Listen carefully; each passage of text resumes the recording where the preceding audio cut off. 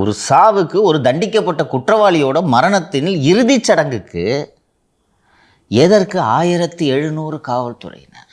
இங்கேருந்து என்ன எடுத்துகிட்டு இது போஸ்ட்மார்ட்டம் பண்ணி பாடி வந்தோடனே எடுத்துக்கிட்டு சுடுகாட்டுக்கு போக போகிறாங்க, அவ்வளோ தானேப்பா? வேறு ஏதாவது நடுவில் பண்ண போகிறாங்களா? இவ்வளோ போலீஸை நீங்கள் இதை எதிர்பார்த்து நேற்றுலேருந்து இருக்காங்க, நேற்று காலையிலேருந்து டியூட்டியில் இருக்காங்க.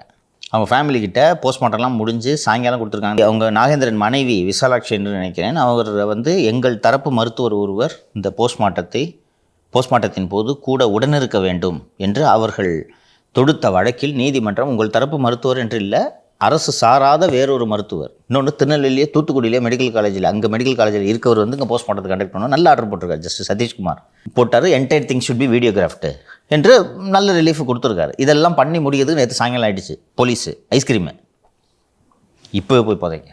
உங்கள் இஷ்டத்துக்குலாம் ராத்திரிலலாம் போய் சுடுகாட்டுக்கெல்லாம் போக முடியாதுங்களா? காலைல தான், பகல் நேரத்தில் தான் போங்கன்ட்டாங்க. அப்போ இதுக்கு 1700 பேர் பாதுகாப்பு நீங்கள் போடுறீங்கல்ல. இந்த அறிவு, இந்த நுண்ணறிவு கரூரில் ஏன் இல்லாமல் போனது? அந்த விஷுவல்ஸ், நாகேந்திரன் இதில் விஷுவல்ஸ் போய் எவ்வளோ போலீஸ் நிற்கிறாங்க பாரு. கரூரில் கிடைத்த படிப்பினைன்னு புரிஞ்சுக்கலாமா, இல்லை எலெக்ஷன் பக்கத்தில் இருக்குது?